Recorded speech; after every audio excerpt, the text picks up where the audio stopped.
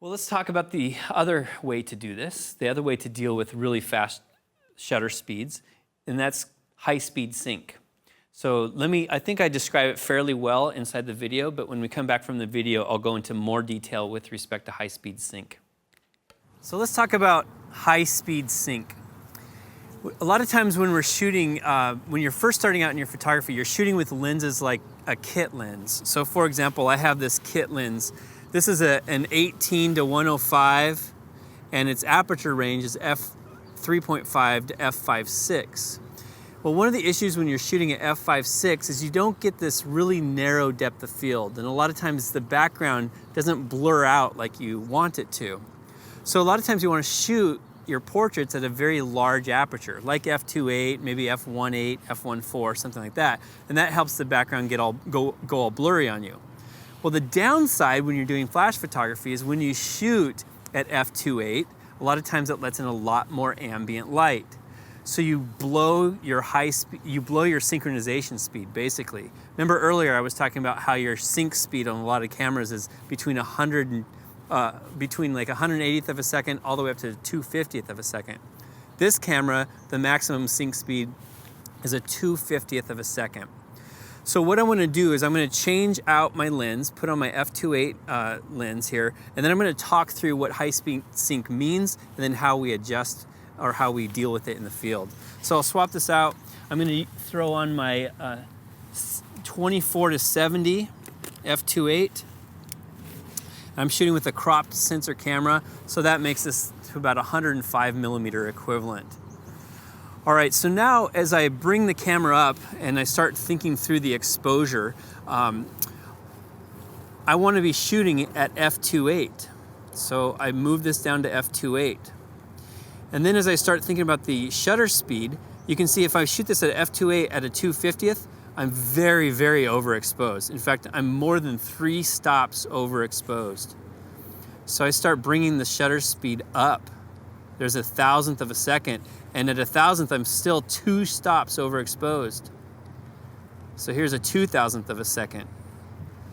So what is going on when I shoot at a 2,000th of a second? Well, traditionally, if I shoot with the flash system in a traditional mode, the shutters when the shutters go over the imaging plane, the shutters open like this, and there's actually only a slit of light or a slit open when the flash fires, so you get a little strip of light in the actual final photograph. So we need to change the nature of the flash. We need to change how the flash works so that the flash basically goes pop, pop, pop, pop, pop, pop, pop. It's almost like a machine gun flash as the shutters move up the imaging plane. So that's called high-speed sync. The only way you can do high-speed sync is with proprietary technology to Nikon or to Canon or even sometimes Fuji and Sony. They have what's called a high-speed sync mode. So in the menu system, let me show you how I adjust that in the menu system and in the Nikon. And like I said before, a lot of these things translate to other camera bodies and other camera systems. So here in the menu system, I'm going to the custom settings menu, and I go down to menu E, which is the bracketing and flash, and then E1 says flash sync speed. And when I go in there, it says 1/250th of a second auto FP. That activates my high speed sync. In the Nikon world, the FP stands for focal plane shutter. So auto focal plane shutter. And now we're set to go for high speed sync. So now what I can do is I can shoot at f2.8 at a 2,000th of a second, and the flash will allow me to pull this off. All right, so let's take a couple test shots here. First shot I'm gonna do is I'm gonna take it without the flash, just to see what my ambient exposure is looking like. And this is f2.8 at a 2,000th of a second. Cool. And I look at that exposure, and the background's a little bit dark, maybe a little bit darker than I want. So I'm going to decrease my shutter speed, maybe bring that down to like 1,000th of a second. Take another quick test shot. Here we go, 1, 2, 3. Sweet, good. That looks good as my starting point. And now I'm gonna bring in my flash. So I'll turn my flash on, checking for the green light for communication, and we're good to go there. I'm gonna go look at the power output for my flash. I think I'm still at a 16th power, but we'll just double check. Oh, I was at a half power. Let's start at a quarter power and see what that brings us. All right, quarter power. You ready? Got some nice boats behind you for this shot. Okay, 1, 2, 3. Nice smile. Okay, so that was a quarter power. That was a 1,000th of a second shutter speed and a quarter power.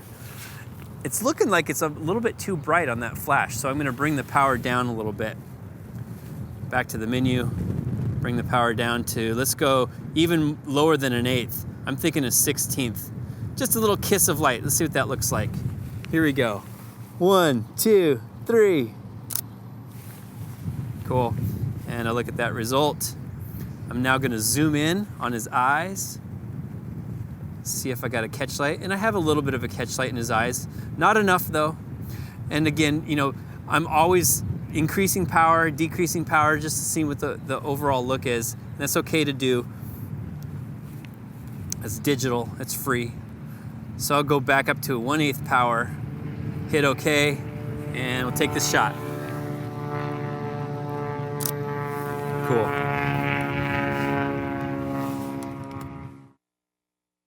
So high-speed sync. So the difference there is we're just going to work with the light that's available, and we're not going to worry about shutter speed. And that's the neat thing about high-speed sync. You can literally photograph at shutter speeds up to your camera's maximum shutter speed. So on a camera like this is the Nikon D500, this will go up to an 8,000th of a second, 1/8,000th of a second. Using my Nikon flashes that are fully integrated with the system, I can shoot flash photography at 1/8,000th of a second. That's amazing. It's really stunning to me. And just to remind you, I showed it there in the video, but the way that you do that in the Nikon, and Canon's very similar, you just have to activate it in the menu system. So here I'm going to go into the menu, go to my what's called my flash sync speed, and you can see right here in the menu system it says the maximum sync speed is 1/250th of a second. But then there's another thing above it, and it says 1/250 auto FP. And what that 1/250 auto FP does is it allows me to go above a 2/50th of a second. In other words, there's no limit now, no limit. From bulb, 30 seconds, all the way up to 1/8,000th of a second. How cool is that? So I've mentioned this so many times today, I don't need to really repeat it, but just remember, just figure out what your camera's max sync, your shutter speed is, and then to just never have to worry about it again, just set it for auto FP high-speed sync. Now I was gonna do a demo in studio to show what happens when you go above a 2/50th of a second, but I've got the wrong triggering mechanisms in place. And here's what happens. Nikon is smart enough to know that if I don't have this on, it won't let me go above a 2/50th of a second in manual exposure mode. So I need to change out all of my triggers to go with what I would call a dumb trigger. If I go to a dumb trigger, it would actually allow me to shoot at shutter speeds higher than a 2/50th of a second. But let me describe what would happen if I started shooting at shutter speeds faster than a 2/50th. All right, so your shutter opens like this. Bonk, flash fires, whop. Sound effects are good. And then the shutter closes behind it. Whoop. Okay, so open, flash, close, reset. That's a 2/50th of a second. And that's also a 60th of a second. And that's also bulb. It's anything longer than a 2/50th. Above a 2/50th, your shutters start doing this. And they start moving together to get an equivalent fast shutter speed. At an 8,000th of a second, the slit is actually very small, like this. So if your flash fires anytime in that sequence, you know what's going to happen. You're not going to get full coverage on the scene. I've done this before. I take a photo at like a 500th of a second. The bottom half of the photo is dark, and the top of the half of the photo is fully lit with the flash. So that's typically what might happen. Here's some photos that we shot on the live shoot. So here's the ambient exposure, meaning no flash added to that. That was f2.8 at a 2,000th of a second. I chose that because I wanted the background to be a little bit darker. And so really when I'm looking at that image, I don't care about my model. I don't care how brightly lit my model is. I'm always just thinking, what does the background look like? Then we brought in the flash. So here's flash at f2.8 and 1/2000th. Obviously way too bright. And it's such an easy change. Now everyone watching this class is going to go, oh, I know how to change that. You just reduce the power, bring it down to half power, quarter, eighth, 16th. And then you're just kind of dialing it in. You're making it just right, just so. So here's a really nice portrait that I took at f2.8 at 1/2000th of a second. And I think my ISO was 100 as well. So really high shutter speed, very narrow depth of field, and then a little bit of fill flash. Nice look on his face, kind of helps him stand out from the background. I'm really pleased with that. I think that was with the softbox as well. And then here's one that I converted to black and white. I love black and white photography, and I like it in portraiture, especially people who have more interesting faces, more texture on their faces. So I like his freckles. I like his beard. I like the wrinkles on his eyes. He's just a good-looking guy. So, and I say that proudly. He's a good-looking guy. So high-speed sync is somewhat complicated, but conceptually, I think you understand it. And the key, again, is just making sure the camera knows it's supposed to be in high-speed sync mode, and making sure that your flash is capable of operating in that system. That $29 flash that I showed you this morning, it won't do high-speed sync. But all of my Nikon flashes will. And there's even there's some $100-ish flashes out there, some third-party $100 flashes that you guys can all find on Amazon and eBay that will do high-speed sync as well. So it's a golden era that we're living in for speedlight photography. So let's ask some questions. Let's answer some questions on high-speed sync. What type of decisions do you have to make when you're trying to determine your shutter speed versus your flash? Like, there's got to be some decisions that have to be made as far as what your the outcome you want. Like some of those, I guess, creative or artistic licensing that goes along with that. Can you talk about that a little bit? Yeah, so with respect to shutter speed, you know, when we're shooting portraiture, like the one that we've been showing here, the subjects are really not moving a whole lot. So I really don't have to think too much about shutter speed. Like, is it really fast? Is it really long? That doesn't really come into play. Where shutter speed comes into play is more like maybe I'm photographing a hummingbird, or maybe I'm photographing a parkour athlete, like we're going to show in just a little bit of time. Then I have to start thinking about, am I going to get any motion blur, right? Am I going to get any movement in the photo that the flash won't necessarily freeze? Also, you might consider shutter speed when you're doing, let's say, waterfall photography. Maybe you're a landscape photographer, and maybe this is a good example. Let's say you're doing landscape photography, and you've got a flower in the foreground. Okay, so flower here, waterfall back there. And you want to have that nice motion blur of the water, you know, so the water's blurry and soft. But it's kind of windy out, so the flower's moving around like this. And you're like, oh my gosh, how do I get this photo where I get the nice blur of the water, but I freeze the motion of the flower? Well, there you're going to have a long shutter speed, so like a half a second or 1 second shutter speed, but then you're going to pop the flash to fill in for the flower. So is that kind of along the lines of what you're talking about? Yeah, so you're thinking through, you know, shutter speed always controls motion. That's the tool that we have. Shutter speed either freezes the action or allows the movement to happen and you get motion blur. So shutter speed allows you to control that. Flash only has one thing that it does, and that's quick pulse of light. You know, so a flash is always going to freeze the motion no matter what. Or I should say this, a flash is going to imprint wherever the motion is when it fires. So if you got someone moving across the screen with a long shutter speed, you're going to get blur, and then when that flash fires, you get an imprint from the instant pulse of light. So that can be a problem, but it also can be a great creative tool. Hopefully that answers a bit of your question. Right on. Yeah, question here in front. With the example that we were looking at, you had an off-camera flash. I'm assuming that the high-speed sync can work just the same with an on-camera flash, or does the particular camera determine that? Yeah, fantastic question. With the OEM systems, so Canon and Nikon, high-speed sync works wirelessly or wired, like with the cable I showed earlier today, or on top of the camera on a hot shoe mount. So it works in all three situations. In fact, when you asked that question, it just reminded me one more thing I wanted to mention. And it has to do with proximity to the subject. So high-speed sync's different.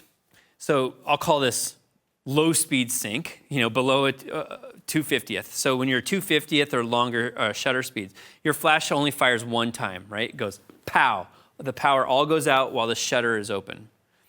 High-speed sync's different though. High-speed sync changes the nature of your flash. Your flash no longer goes a single pulse of light, because think about what would happen. That single pulse of light would just fill this strip and then nothing else as the shutters move up and down the shutter plane.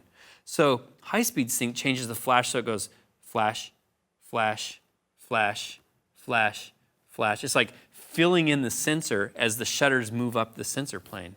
Interesting, huh?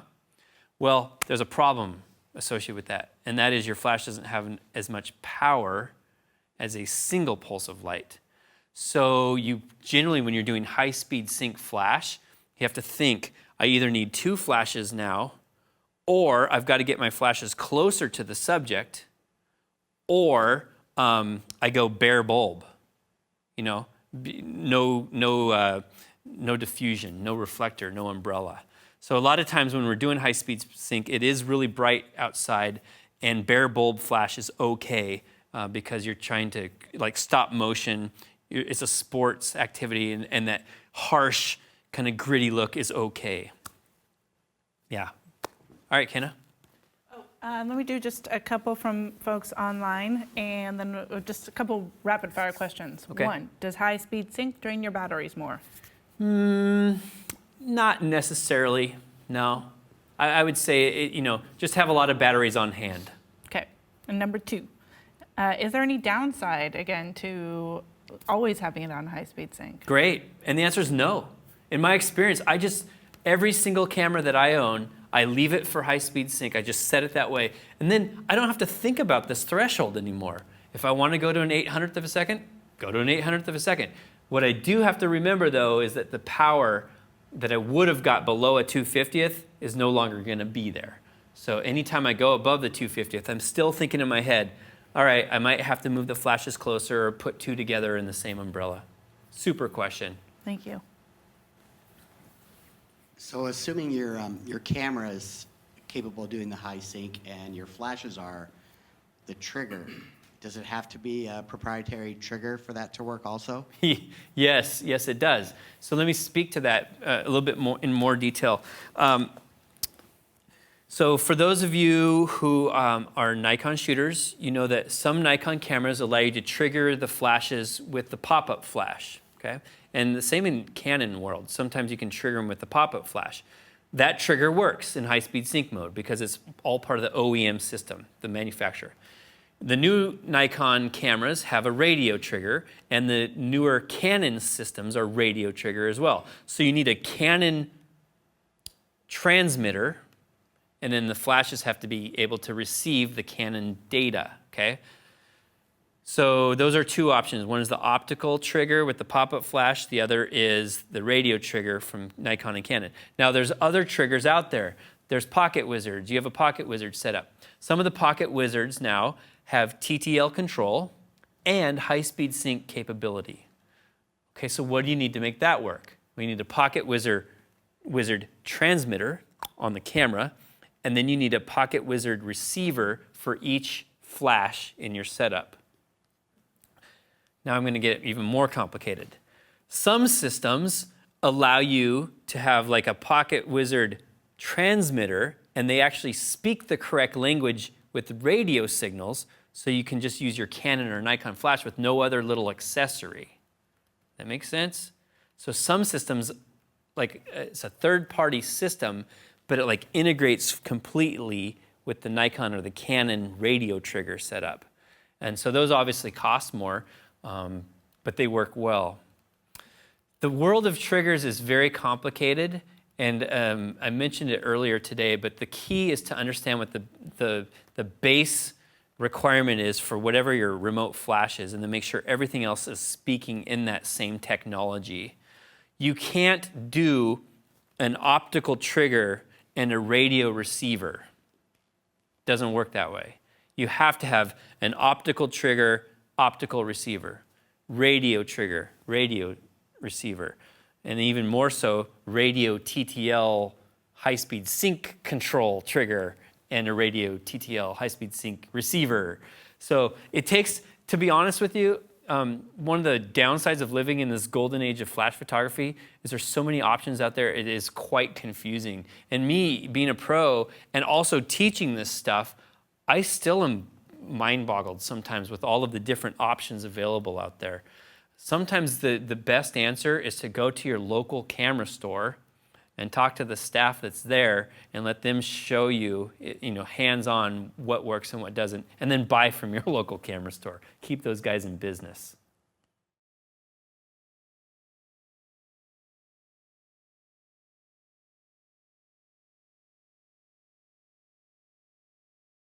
All of the photos we've taken up to this point were just bare flashes. In other words, I didn't color the flash in any way whatsoever. The more you do flash photography, the more you realize it's important to make sure your portraits of people are warm and inviting. Cool photos, as in blue photos, don't always look that great. It's okay to have a blue background, but you don't ever really want the subject to be cool unless they're an ice princess in a movie, then that's okay. But for most of photography that we do, even macro photography, bugs and flowers, you want to warm that subject up. And so that's what I want to talk about now, using gels. So let's talk about color balance specifically. When it's cloudy out, a lot of times the colors of the ambient light is very blue. It's a very cool look. Not cool as in awesome, but more cool as in blue. And what we like to do a lot of times, especially when we're doing portraiture, is to warm the subject up. So the way that we do that is we use a gel. I have some gels here that I want to show. These are colored gels, and they go in between the flash and the subject. Typically when we're shooting portraits, we like using a tungsten gel or an amber gel, or another term for it is oftentimes a CTO, color temperature orange. And if I look up here at the flash, I've already put a gel into the flash. Let me just show you how this works. It basically, you just need to find a way to attach the gel to the flash itself. You can use gaff tape if you want. In this case, it just conveniently fits underneath this diffusion panel, and then I drop the diffusion panel down, and you can see it hides there right behind the diffusion panel. Then when you rotate it through like this, you rotate it through the softbox, it sends out orange colored light or warm colored light onto the subject.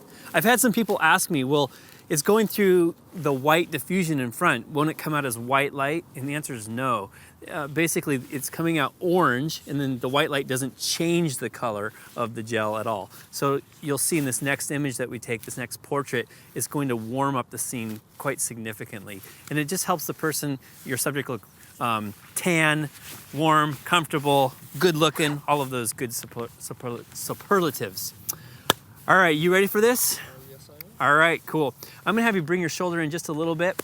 And he's a little bit taller, so I'm gonna bring up the softbox a little higher.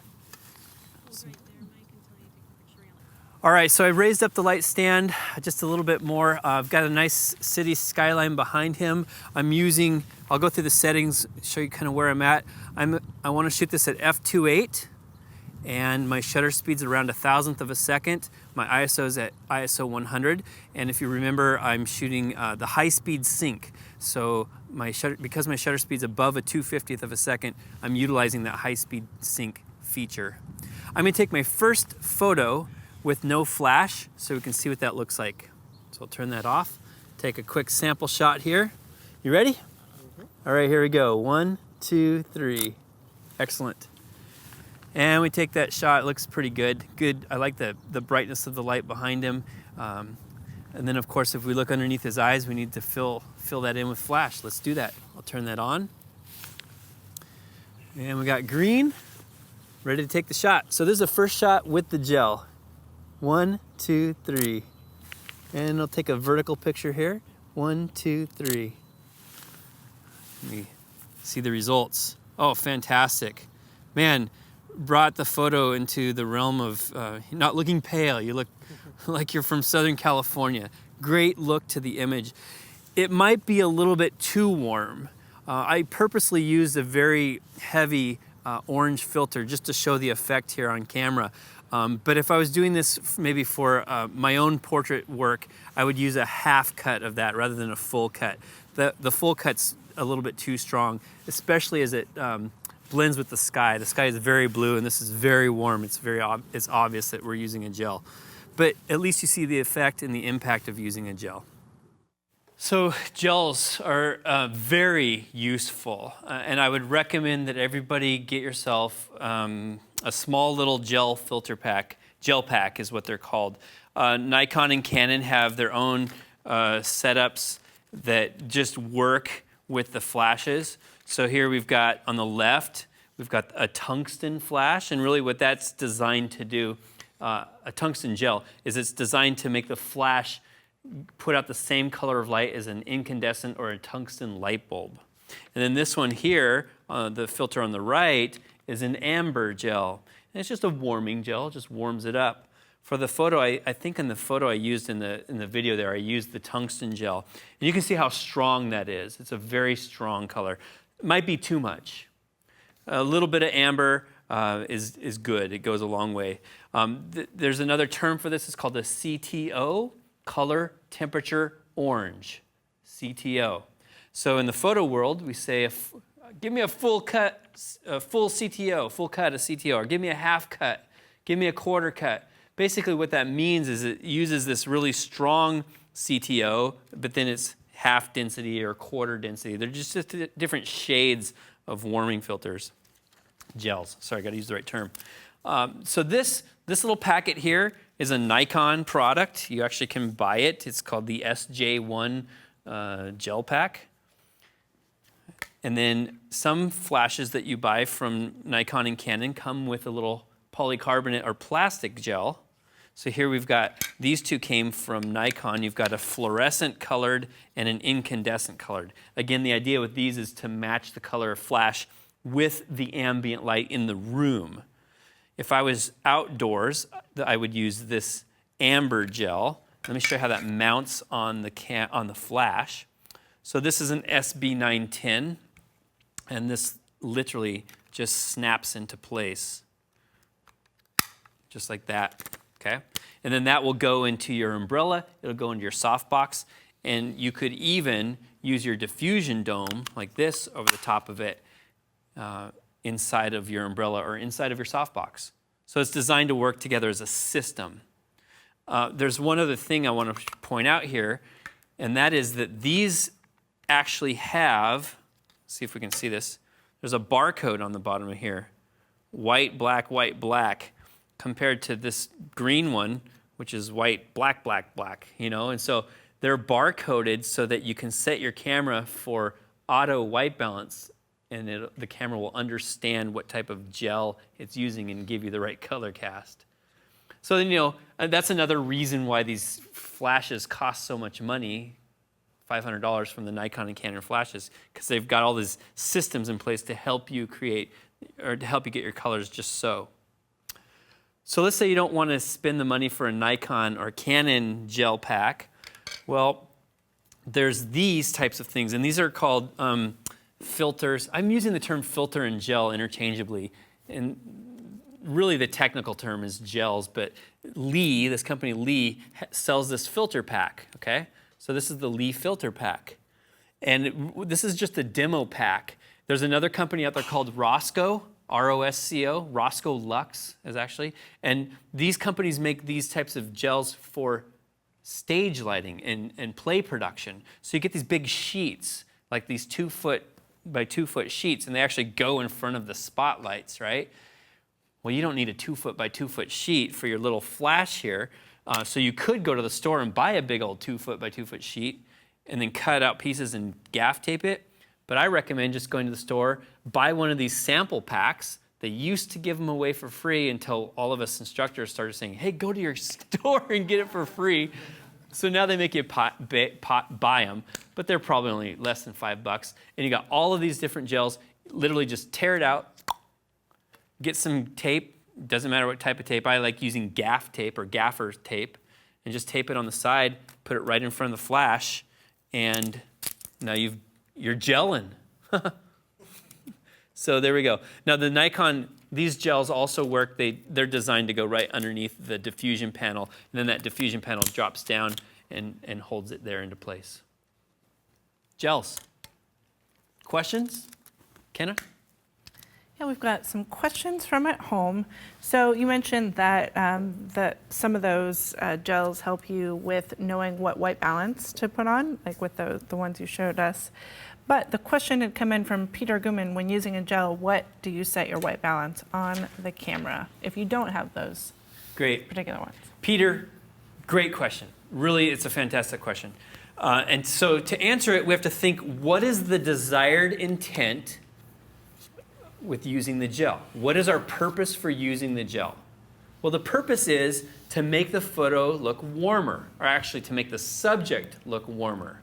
Okay, so let's say you use the gel, and then you set the camera for auto white balance. What's the camera trying to do with auto white balance? It's trying to neutralize the color cast. So by throwing a gel on there and setting the camera to auto white balance, it just neutralizes the gel. It's kind of a pointless activity.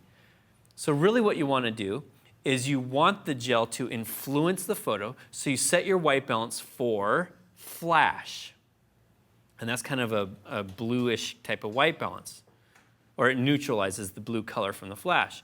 Then when you add the gel on there, the camera doesn't neutralize it. It basically allows the orange from the gel and gives you the warm subject. So keep your white balance set for, I would say, sunny, keep it set for flash, something like that, and then that allows the gel to do what it's supposed to do, warm the scene. All right, one more from Bast Creative. Do the gels cause the flash to lose strength? And if so, about how much? Yeah, they do. Great question again. When you buy these, I think, yeah, this one has it. I don't know if we're going to be able to see it on the camera. I'll hold real steady here.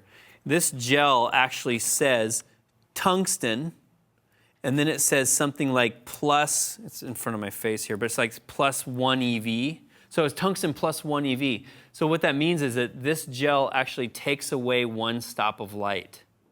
So practically speaking, if you're already maxed out with your flash power, so let's say you're outside and you're already at 1/1 flash power, and you're like, I got nothing else to give, and then you put a gel on there, well, you've just reduced the amount of power going to your subject by half. So yeah, they do absorb light. Very rarely do we use a full cut. Almost always we're using half or a quarter. So we talked about CTO, what that means. Anything like a tungsten gel or an incandescent gel or a CTO, they all have about the same effect. And I've already shown you a variety of different densities, but if you go to the store and you're like, I need a warming gel, and all they have is tungsten, and you heard Mike say you needed CTO, well, just get the tungsten. It's probably going to be okay. So those are, in general, common terms, including a warming gel. And then the goal is to give the flash the warmer color than the ambient light. You know, that's the overall approach. There are lots of other colored gels. And so just because I'm telling you to make the photo look warmer doesn't mean you have to. If you want red, you know, maybe it's Halloween and you want some blood color photos, or I don't know, maybe you want yellows or oranges or browns or blues. There's all these different options. You don't have to just warm photos up. That's the great thing about off-camera flash photography and location photography. You can mix and match. In fact, one of the things I love to do is use like a blue gel off the shoulders. So I'll set up like a hard flash for the ambient, for the background, and that'll give me a blue rim. and then a warming gel in the front, and that mix of color is actually quite compelling. So don't overdo it. You know, don't be like fluorescent blue and fluorescent orange. You know, be subtle with it. But yeah, in general with portraiture, the goal is to warm it up. Well, here's a photo. Here's just a processed photo. I think what I did is I took a little bit of the saturation out on this one, but you can obviously tell that there's a warming gel. In fact, if you look on this side of the body, here you can see the warmth, and then over here it's cool, more blue. So I think this one's a little bit over the top. And then here's a vertical portrait, same type of thing. And I just wanted to call this out, Move Free. These guys in a little bit. We're going to see them doing some outdoor stuff. And this is the studio that they work at, or the club they work out at. So you're going to see some moves that they made later on when we do the parkour and the athletic events. It's pretty fun. And I think I use the warming gel for those photographs as well. So once you get this nailed, you can use it for all of your portraits.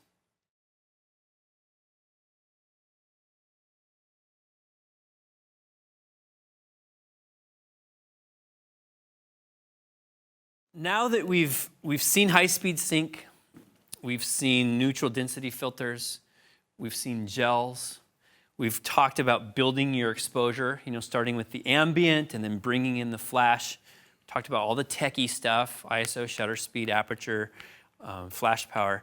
Now it's time to put it all together and just take photos out in the field. Now, in the class, we're all about learning, right? So we've spent a number of hours already just learning. But once you get the stuff dialed in, it's not going to take you that long in the real world to put together a nice-looking portrait. And so that's what this segment is a real-world portrait shoot, just kind of putting everything that we've learned so far together. We've talked about the camera settings, we've talked about white balance and gels, we talked about the equipment. Let's bring it all together and put together a portrait. I've got, the scenario around this portrait, I've got two good buddies. They're parkour buddies. They hang out together. They do a lot of outdoor sports together. And we just want to show kind of a manly shot of the two guys. Let me talk through the settings that I have on the camera first, and then I'll talk through the posing that I've got set up over here. All right, so back to the camera. Remember, we're building the exposure, right? So I want a very narrow depth of field so that the city scene behind them is all blurry. So I've got f2.8. I'm at about 1,000th of a second. So again, I'm using that high-speed sync. And I'm at ISO 100. My white balance is set for flash white balance. And as I think through that, remember I've been adding a gel to my flash. And so my white balance is actually a little bit different than flash. That's okay, because I want the gel to influence the photo. So I think I'll just leave it at flash white balance for this image. The other option that I would choose could be maybe daylight or sunny white balance, but that's so close to flash that I'm not gonna worry about it. Okay, I've got the half-cut CTO gel up there, and you can see now I've got this set up. I've moved the softbox horizontal. It's horizontal so it covers a wider area for the subjects that I'm shooting. I've got two people in there.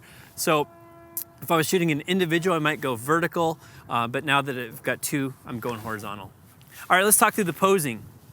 So a lot of times when you're posing people, it's really awkward to just, let me get out of the way of this softbox. It's really awkward to just kind of stand there. In fact, I was watching these guys as the day goes on. It's like, well, what do I do with my hands? That's why a lot of times it's nice to use a prop, like the fence here. A fence just allows you to feel comfortable. I mean, you feel comfortable, right? Yeah, comfy. And crossing your arms, that's a very natural thing for guys to do. Typically though, it looks funny if you cross your arms and you keep your hands kind of behind you. You look kind of all closed up, not approachable. So I like to encourage at least one hand being out. It's a manly look, but it's a little bit more approachable. Next is, I've got them very close together, and we were talking about this just a second ago. They're like, this feels really awkward. Why are we so close together? Normally people don't stand this close together. Well, in the photograph, as you'll see is when we take it here in a second, it makes a lot of sense, because if he was standing, let's say, yeah, go ahead and shoot. If he was standing this far away, that's how far you would be when you talk. But when you take the photo, it's like he's not even, it doesn't look like he's supposed to be in the image. So come on in, nice and close. The next thing that I've got is, because I'm shooting f2.8, I have a very narrow depth of field to work with. So I have to make sure their eyes are actually the same distance away from my camera. Now you're actually about 3 inches back. So when I take this image, he's gonna be a little blurry. So I'm gonna have you come a little bit closer to me. And back 1 inch. Yeah, and this matters. It really matters that I get the distance from the camera to be almost exactly the same. Okay, you guys ready for this? Ready. Here we go. All right, I'm gonna have you take your head off of the back a little bit. Yep, perfect. And you tilt your head in just so slightly. Yep, great. Here we go. Test shot, 1, 2, 3. Let's take a look. It looks actually very good. So here's what's going through my mind as I'm looking at this image. I'm checking to see the elbows. Did I chop off any of the elbows? I got the fingers in there, got the top of the head in there. Now I'm gonna check critical focus on their eyes. Looks pretty good. And that looks pretty good. One of the things I don't have though, is I don't really have catch lights. And the reason why is because the flash is a little bit high. So I'm gonna drop down the softbox, drop it down a few inches. There we go, about there. And I'm actually gonna pull it over so it's a little bit more in line with my camera. All the same settings again. Here we go, 1, 2, 3. And another one, 1, 2, 3. All right, so he's smiling and you're serious. So let's say you guys actually like each other, you're like hanging out together. So we'll do 2 smiles, both of you smiling, and then we'll do another one where you're both serious, okay? So starting off smiling, good. Nice job, boys. Great. All right, clear that smile away. Serious shot. You guys are serious athletes. 1, 2, 3. Cool. Let me just take a peek. Oh yeah, I like it. Now I've got a building poking out of your ear and it looks a little funny. So I'm gonna change my position ever so slightly so it looks a little more natural. There we go. 1, 2, 3. And last one, 1, 2, 3. Cool. Great looking shot. The colors look great, it's warm. The city in the background is out of focus and blurry. I'm happy. Nice job. So there we put together everything. We used the gel. We used the horizontal softbox. You know, we used that kind of speed light, speed ring idea. I was thinking through the shutter speed. I was thinking through the aperture, what limited depth of field. At f2.8, this is something that this isn't necessarily a flash thing, it's just a photography thing, but f2.8 is really difficult to shoot at.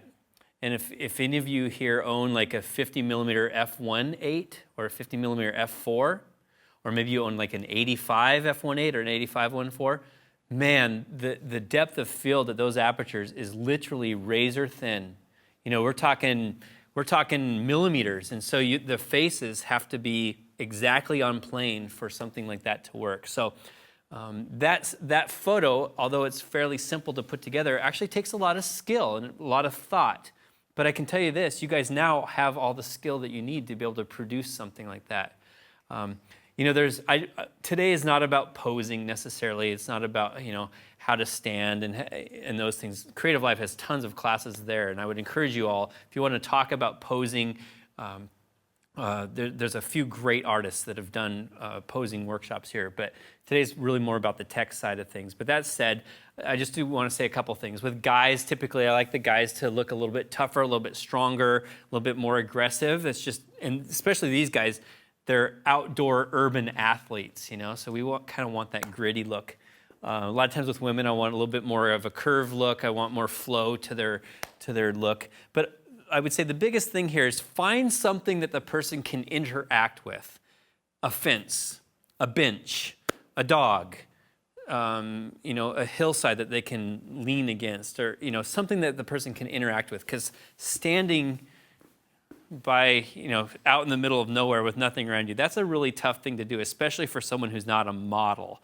You probably saw earlier in the day, one of our athletes was basically just started the day off standing like this. And so that's a whole nother aspect to portrait photography that you'll need to work on. Let me go through a couple of these slides and then we'll close out this segment with questions. So portraits in the field, 2 or more people.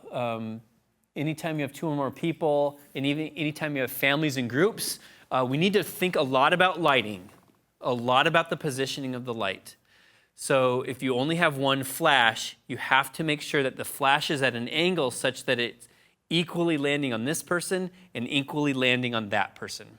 And that gets even harder with groups of 4, 5, 6, 7. So that's why you'll see a lot of outdoor portrait photographers and wedding photographers, they'll have multiple lights. Having 2 or more can help you even out the lighting. You saw I actually changed the position of the light to get better coverage over both of those guys. I moved it more on axis, and I made sure that the light hit the guy on the left and the guy on the right in equal amounts. And then for posing, just one of the easiest, quickest things to learn. I learned this from a really great photographer. I think she's taught at Creative Live too, Bambi Cantrell. She's taught here. I read one of her books a long time ago, and it helped me so much. She said, pose people in diamonds and triangles. Make their heads in triangle shapes and in diamond shapes. In other words, head, head, head, for the triangle, or diamonds. That made all the difference in the world for me. It's such a simple approach, and yet it's very powerful. So let's see, here's the processed photo. So this was 1/1000th of a second. So I used high-speed sync, obviously. I was at f2.8. The softbox was horizontal. And then, so to process this image, basically I brought down the highlights a little bit in Lightroom. I added a little bit of clarity and then a little bit of vibrance. But other than that, it's pretty much as shot. So, it's not maybe the greatest photo on planet Earth, but it's pretty good. It's, and if the purpose is to show these guys tough urban athletes in the environment with the gritty scene, well, we got it. Got the city skyline, and got the fence and all that good stuff. So that's putting it all together. Mike, I had several people asking about using flash outdoors for large groups. And so I'm not sure how to pose that as a particular question. You just kind of talk to it that you might need multiple flashes. But can you do group photos with just one flash? Yeah. So this is a great question, and it's a big issue. So let's say, you're the MWC, you're the mom with camera, okay? And you go to the family reunion this summer, and everyone's like, oh, you've got the Canon EOS 5D Mark IV. Look at that lens. Oh, you know what you're doing. Here, you take our family portrait, and you got 25 people there, and so now you want to get this big family portrait, and you're looking at the light, and you go, oh, if I only had flash. Yes, you can do it. You can do it with one flash. The key is to keep the flash, in general, on axis with the main camera. In other words, you don't want the flash to be way off to one side. The reason why is because the person on the left side will be blasted out with flash, and the people on the right side will get no flash. So you got to kind of keep it on axis. I like bringing it pretty high above the camera, maybe 3 or 4 feet, and then you just have to make sure you can get the angle of coverage for everybody. And so you can shoot bare bulb, wide angle. One of the things I haven't really talked about today was your flashes all have a zoom button on them. Of course, this one I grabbed, it's not labeled zoom, but its function button number 1 is zoom. And so you would zoom it to the widest angle possible so it does cover everybody. So that's the way you do it with one flash. If you have a couple of flashes, I'd like to set them up on stands, one on the left side, one on the right side. And I don't know if this is going to make sense, but about the 2/3 point for this side of the group and about the 2/3 point for that side of the group with my camera in the middle. And keep them high so the people, and the reason why I say keep it high is because the flash is going to hit the people in the front, and it also has to hit the people in the back, and you don't want to blow out the people in the front. So a higher angle means that the light's kind of raining down over everyone equally. So if you have more flashes, then start using umbrellas.